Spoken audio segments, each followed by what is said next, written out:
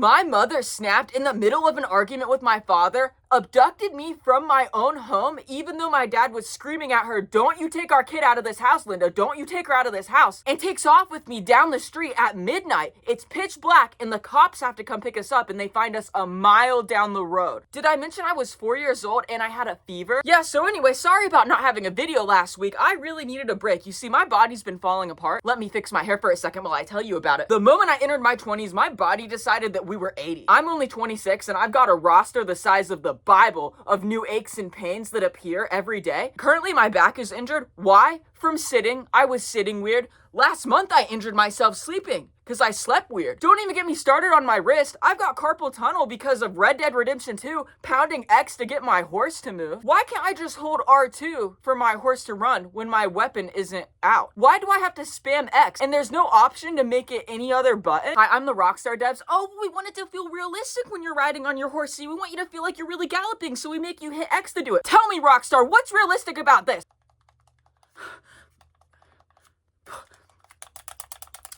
She got away. So if I have carpal tunnel, I can't win certain missions because I'll never catch the guy because I can't pound X fast enough? Oh, but there's a tempo. You're supposed to only hit it when the hooves are hitting the ground. This is how often they hit the ground. This is how often. Anyway, I now have carpal tunnel or arthritis. I don't know. Anyways, like I said, this story is about the time that my parents got into a fight and my mom took it a bit too far. Just a bit, as usual. Most people can't say they were 4 years old the first time they got arrested. But I was. Okay, I didn't really get arrested, but I rode in the back of a cop car. So let me set the scene for you. What year was it when I was 4?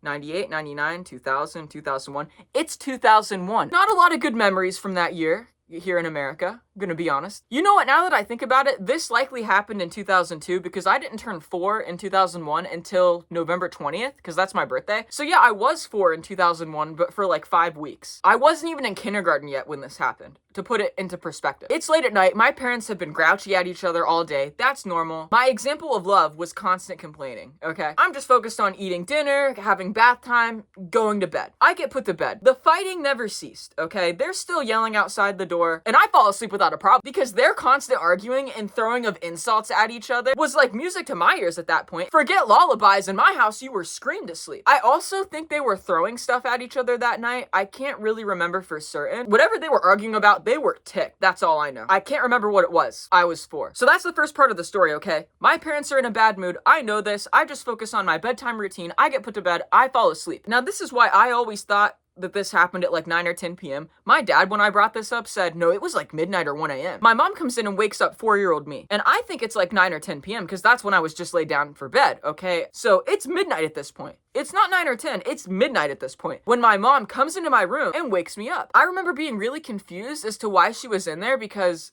I could tell by the window that it was still nighttime outside and this had never happened before. My mom's reaching down at me and she just picks me up out of my toddler bed and carries me out of the room. And the moment she exits the room with me, my dad starts yelling. And the type of yell that it was had an octave to it that was unlike any other yell, okay? There was fear in his tone, okay? Worry, concern, all of those. When he said, Linda, do not.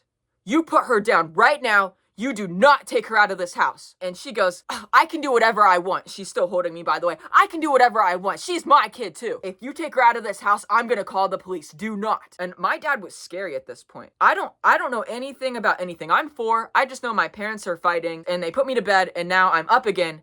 And they're still fighting, but now I'm here, okay? My dad's got a bigger, scarier voice than my mom. So for me, instinctively, I like curl up into my mom, who's still holding me, scared of my dad's tone. My mom sees this and she goes, see, you're scaring her. She's scared of you. Do you see what you're doing to our kids? Do you see? Linda, whatever your fight was about, I don't know. You're both doing this to your kids right now. Both of you. In fact, you did worse because at least my dad was fighting with you in the living room. You came into the room and woke up the child to then bring them out into that? What is wrong with you? So actually, my mom kind of did this to me and my dad too for not, I don't know, going to therapy instead of arguing until midnight after a whole day of arguing. Because my whole day had been, my parents are mad today. My parents are grumpy today. Oh, Jess, don't go into the living room. Your dad's in a bad mood. Or I would stay away from your mother today. Don't get an attitude with her or she might clock you. Like, that's what I had grown up with. That was that whole attitude that day. So the fact that little 4-year-old me was probably had my cortisol levels going crazy all day just to finally be laid down, and then by my own mom who just put me down, she lifts me right back out of bed like Jesus rising from the ashes to then bring me out into the chaos. So I thank you. But there's more to it than that, because I had a cold.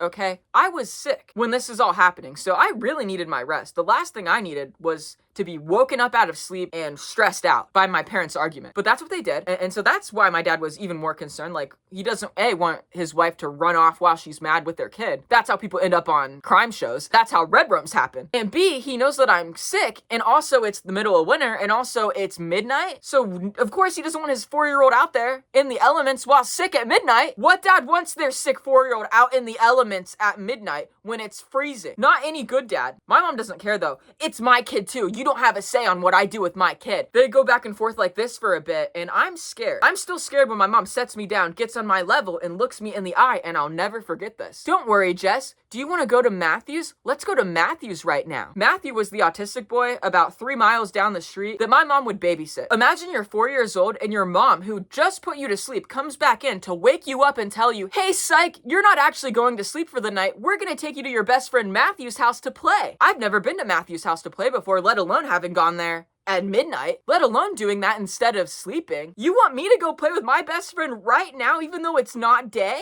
There's no light out there at all, and we're gonna go play? Sign me the F up. Hell yeah! I don't want to sleep. I want to go play with my friends. So immediately I'm not scared anymore. I'm like, really? Matthews? Right now? Yeah, do you want to go to Matthews? And then my dad in the background, Jessica, don't listen to her. Don't listen to her. Come right here. Do not follow her out at the door. And my mom's like, is your dad scaring you? I understand. Let's go to Matthews. Let's go. And I'm like, yeah, dad's scary. I want to go play with Matthew. My mom could have said, can I cut off your leg so we can go play with Matthew? And I would say, yeah, take my leg. Take it. In fact, take them both so we can play longer. My dad at this point, like, you're probably thinking, why didn't your dad just pick you up or something and take you away? Well, you have to understand, okay? He's dealing with a narcissistic woman who, anytime the police is called, has talked herself out of it. Also, he's the man, and he's got a bunch of weight and height on my mother, so that makes him look like the aggressor. 3, he doesn't want to scare me. I'm already afraid of his tone. My mom's made me think that he's the one we should be afraid of, not her. She's telling me we're gonna go play with Matthew, and my dad's screaming, no, no, don't listen to her. So yeah, if he were to reach down and scoop me up, I'm probably gonna start smacking him, get real scared and scream. That would just work in my mom's favor, because my mom's gonna be like,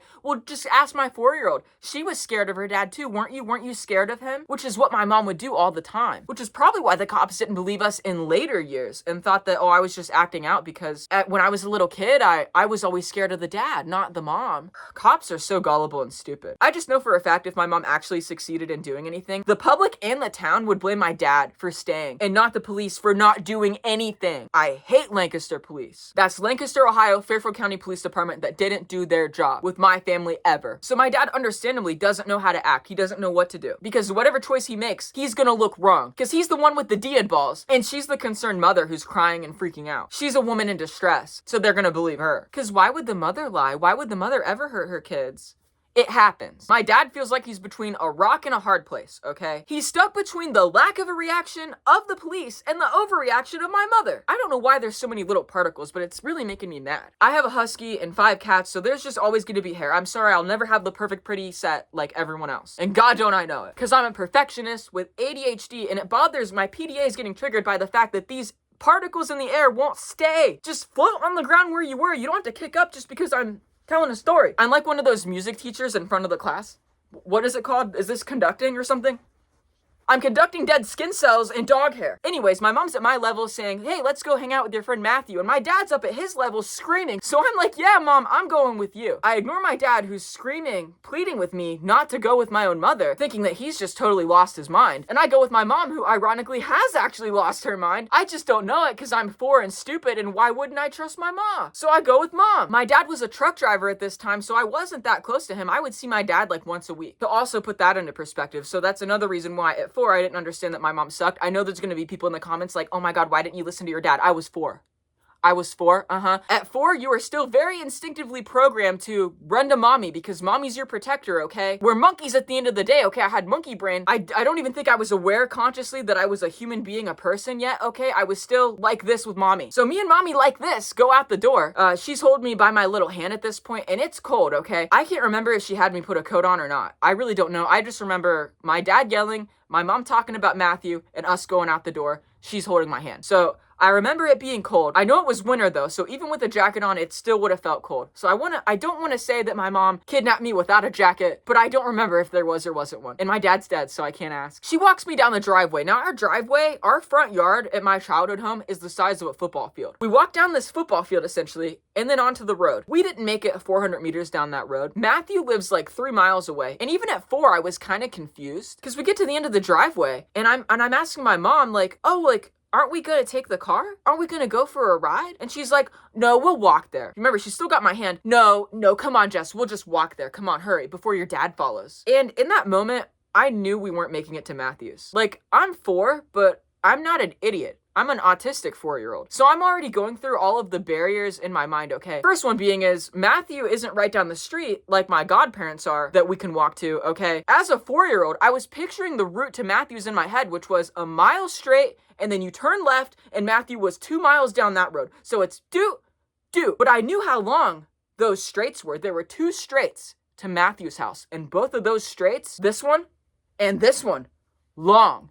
No way you're getting there on foot. I knew this. And I'm thinking, man, if walking down that driveway took us that long and I'm this cold, how are we gonna get to Matthew's? So that's why I started asking about the car. And I can just remember my mom being annoyed with me. Like, oh, we can't take the car. Your dad has the keys. Your dad has the keys. I remember still being confused because I'm like, Dad drives a truck. You drive a car. I just remember thinking that, but I didn't voice that at this point. My mom's still walking with me. We're getting further and further away from the driveway at this point, but my mom keeps looking back over her shoulder like she wants my dad to follow her. This whole thing was, I'm gonna be emotional and bolt from the house with our child, so you come after me. I want you to follow me. That was her plan. Well, someone for sure followed her. Someone for sure came after her, but it wasn't my dad. My dad was in the house, not running to grab his truck keys to come after us or nothing. We had a 4-wheeler too. He could have went out on the 4-wheeler, got on that, drove after us to get me. Nope, nothing. All my dad did was pick up the phone, call 911, tell them that his wife just walked down the street with his 4-year-old and won't come back, and then put it down, sat in his chair, and waited. My mom could have been unaliving me out there. Instead of just running off with me, what if it was, I'm gonna unalive this kid to get back at you because that's how mad I am. She did try to end my life as a teenager at 14. I could have not experienced that trauma if something was done when I was 4, but like I said, someone did follow her, but it wasn't her husband like she'd planned. Nope. We didn't see my dad coming up over the hill, but we for sure saw some red and blue lights. The moment I saw those lights, I was relieved. I grew up in a conservative area, so from day one, I knew what 911 was. I knew how to call it. I knew that men in uniform or police officers are good guys, okay? That's what I believe at this point, because I'm naive and I don't know that they actually don't give a shit. I don't know yet that cops only choose that field like the same reason most people pick teaching or nursing. It's like a way for you to be in charge of others because you didn't have that your whole life and now you have a stick up your ass. So instead of going to get therapy, you pull that stick out sometimes and beat people with it, both verbally and physically. That's cops right there for you. We couldn't have been walking for more than 5 minutes, and the reason I know too that my mom never planned on walking fully to Matthew's, that she fully thought my dad was gonna come after us, is because she kept stopping. Before we could see the police lights coming from over the hill, and we could see them from far away, because it's pitch black, so I probably saw those red and blue lights coming a full 10 seconds before the police car even appeared, because it's pitch black. It's midnight, guys. It's midnight, and it's below freezing, and I have the flu, and I'm 4, and my mom's got me by the hand, and we're just... But she kept stopping. If you are hell-bent on, we're walking to Matthew's right now, I'm scared of my husband, you wouldn't stop and keep looking over your shoulder for him, would you? If you did, you'd be keep walking, or hell, you'd have me in your arms and you'd be running because you're scared of your husband. And it wouldn't be, we're going 3 miles to Matthew's. It would be, we're going to the nearest neighbor because I feel unsafe. So my mom's narrative that night didn't work. It did not work. This was the one time where she did not talk herself out of it. I remember even asking her, why are we stopping? And she was like, oh, we're not, come on. We were just in a dead stop. And you were looking behind you and you seemed uncertain.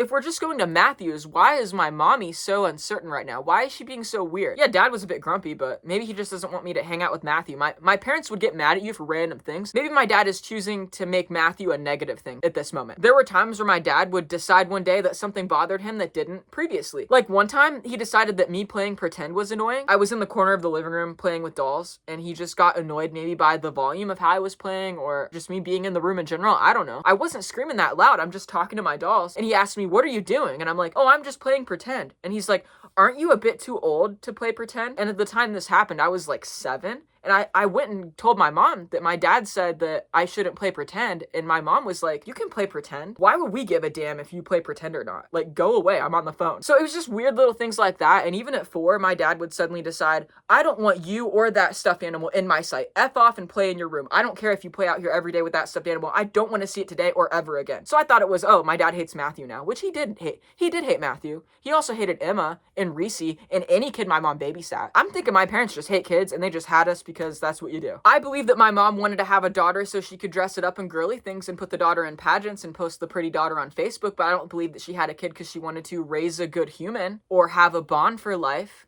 that no one else can rival or to experience true unconditional love. None of those things. She was just excited to have the pretty baby on her hip and the cute frilly dresses. That's what she wanted. And that's all I really was. An object. A pretty object to get likes on Facebook. And I was the object that night. I was the object that was supposed to get her husband's attention. But instead, it didn't get his attention. It just made him call the police and embarrassed us to everyone. When my mom sees the police lights, her whole demeanor immediately changes. Instead of just holding my hand, she scoops down and picks me up. She already knows the angle she's gonna play, which is the bereaved, scared mother. I took my child out of that house because that man was being scary. That man was being sketchy. I didn't trust him around my baby. That's why we're out here. Police didn't buy it. I remember they pulled up. It was 2 police cars. They pull up to us. The police officers, both of them, got out of their cars. They immediately come up to where my mom is standing with me and they start grilling her. You know, "Are you so-and-so? Yes. Is that your child? Yes. Well, we just got a call from blank. Is that your husband? He said that you took off with the kid." And my mom's trying to talk her way out of it. Oh, he's been really aggressive all day. And she's still holding me, right? "He was being aggressive all day and I just finally had enough of it. I didn't trust him being alone in the house with the kids." And that's when the officer goes, "But isn't your 9-year-old son still in there? If you were that concerned about leaving your kids alone with this aggressive husband, why did you just grab the daughter?" So that's when it started to unravel right there. Because like, if you're that scared, you're not just gonna leave one kid behind. Your eldest son, really? You're gonna leave your eldest son behind and just take the youngest daughter? No. In what realm in history ever would the daughter take priority? The officer doesn't even want to hear it. He's like, "You know what? Why don't you just get in the back of this cop car with your child? We're going to go back to the house. We're going to sort this out there, this domestic situation." So that's what happens next. My mom sets me down and she's like, "Okay, we're gonna get in the back of the cop car now. Don't be scared." What? I thought we were going to Matthew's. Why are these guys here? And I remember thinking, I think my mom did something wrong. Now, I'm not the brightest kid when it comes to school, but I was always very aware of my surroundings, what's going on in them,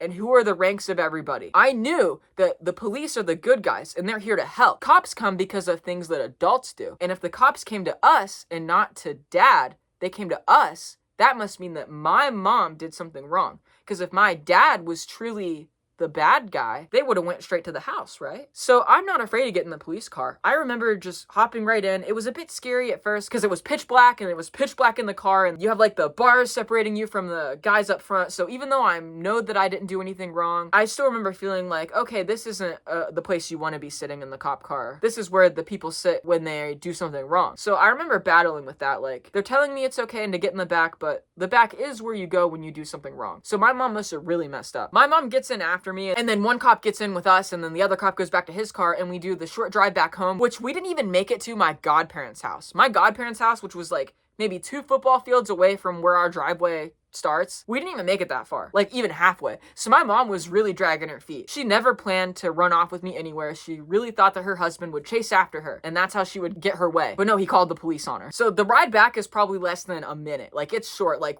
we basically were in our own front yard anyway when they showed up. She hadn't walked far at all. I wish I still lived there so I could give you guys a visual. We were not that far from the house. Now, this is where my memory gets kind of blurry. I don't remember getting out of the car or going in the house, but I know I must have, because obviously I'm not still in the cop car. This is how my memory has remembered it. I get in the cop car, mom gets in, we do the drive home, and then I'm in my parents' bedroom watching TV. I don't know how I got out of the car, who carried me in. I don't remember conversations that were had initially. I just remember being in the cop car, and then all of a sudden I'm watching cartoons in my parents' room. Now, the police were still there. This part is why I believe my brain at 4 remembered this night at all. Because my dad said the cops were called like 20 times in my childhood. I can remember 5 or 6 of them. So what were the other 14, 15 times? I didn't remember those times, maybe because my parents left us out of it better. I remember this time at 4. And the reason I think that I do, A, I was in the back of a cop car. B, this line that came from the officer's mouth. I will never forget the officer saying this.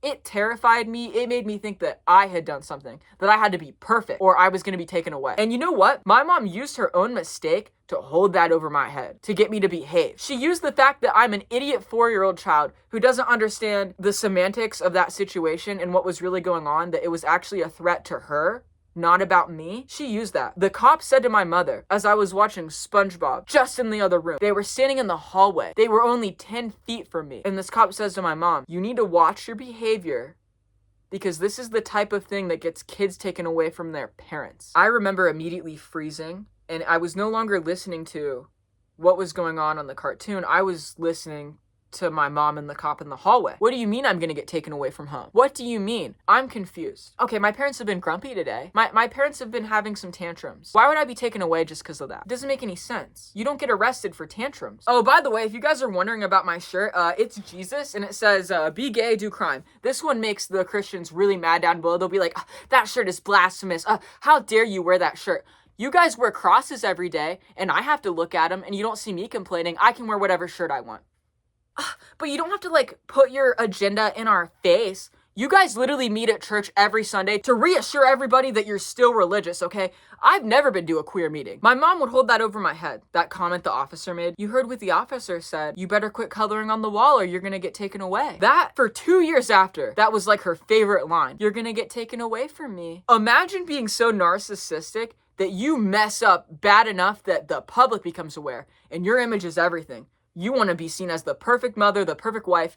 You mess up enough that the public is slightly aware that you're not as perfect as you seem, and you use that mistake to hold over your child's head to demand perfect behavior. When I was a kid, I was never allowed to make a mistake. Mommy and daddy could make a mistake. Mommy and daddy could yell at each other and cuss. Mommy and daddy could throw things. I wasn't allowed to so much as sneeze wrong. I wasn't allowed to drop a glass. I wasn't allowed to say a word that I overheard that I shouldn't say. I was not allowed to be developmentally my age. I know for a fact that I had my butt spanked at 1 years old. Before I've even said my first word, I would get, as a punishment, a 1-year-old who doesn't even know they're separate from their mother yet, let alone the concept of right and wrong. So as a kid, I would always try to be perfect. I would wake up and be like, I cannot do anything wrong today, whether I knew it was the wrong thing to do or not, because I'm gonna get... There was a week in my childhood where I got spanked every single day. And I would literally wake up and be like, okay, I'm gonna be on my best behavior. I'm not gonna give them any reason to be mad at me or upset at me or to take anything away or to hit me.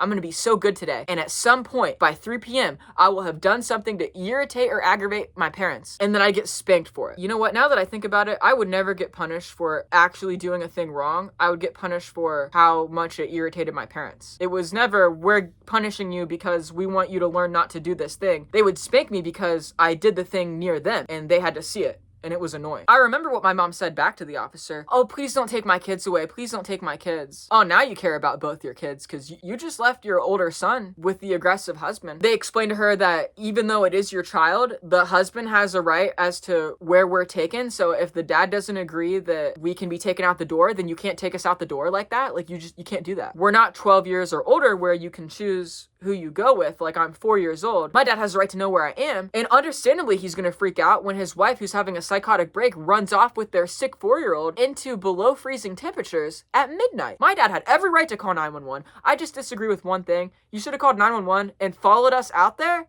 Like I get that he has a prosthetic leg and could only hobble. Get on the 4-wheeler. Get on the lawnmower. Get in your truck. Follow us. She could have taken me into the woods and Talk about not really caring. I feel like the reason my dad didn't have that response is because that must not have been the first time. It's the first time I remember it being ran off with, probably because the police came, but I'm thinking that that must have happened before. I think my mom would use me to win fights or to get my dad to concede. When my dad wouldn't give her the answer she wanted, she would take one of us kids and run off with us. And my dad probably would follow in pursuit and like beg her to get back in the car and say, I'm sorry, or whatever she wanted to hear. He would fall for the manipulation. Well, this time he decided not to fall for it. He decided to call the police because he was probably sick of chasing his wife out in freezing temperatures after his own kids. I think he should have called the police the first time it happened, but he should have called and went after us. My mom didn't have a weapon on her. He knew that. She just took off. Like, you can follow her so you can at least be like, yeah, she went that way when the police get there. What if my mom did take me off the side of the road and hid with me and then nobody could find us? When you had eyes on her, you just chose not to follow? You can safely call 911 and pursue from a distance just so you can be aware that where your kid is, where I am. Like, I'll never understand that, why he just sat there waiting while my mom was doing God knows what in the dark. Yeah, so that was my experience, getting abducted by my mom in the middle of the night and then being in a cop car and then being threatened to get taken away, which now that it's all over, I wish they did. If I could go back at 4, in that moment when I was feeling that fear of being taken away and get shown the next 20 years of my life, take me. Actually, cuff me. Put me in juvie until I'm 18 and then throw me out with no clothes on my body because the ones I went in with probably wouldn't fit by then. And I would still be better off. I still would have had a better chance trying to scramble my life together by myself, freshly 18 out of prison, than I did growing up with these fucks, these loons. Now I'm mentally ill. I'm a different gender than what I started as. I have more medications that I have to take daily now than pairs of underwear. I'm cooked. That's all for this one. I hope you guys enjoyed it. Please hit that subscribe button. It really helps. I'm trying to save money for top surgery. Hit the like or the dislike. I don't care. Engagement's engagement. And comment below what you thought was the craziest part of this story time. Anyways, I'll see you guys next week, Friday at 3 or Saturday at noon. I don't know. Bye!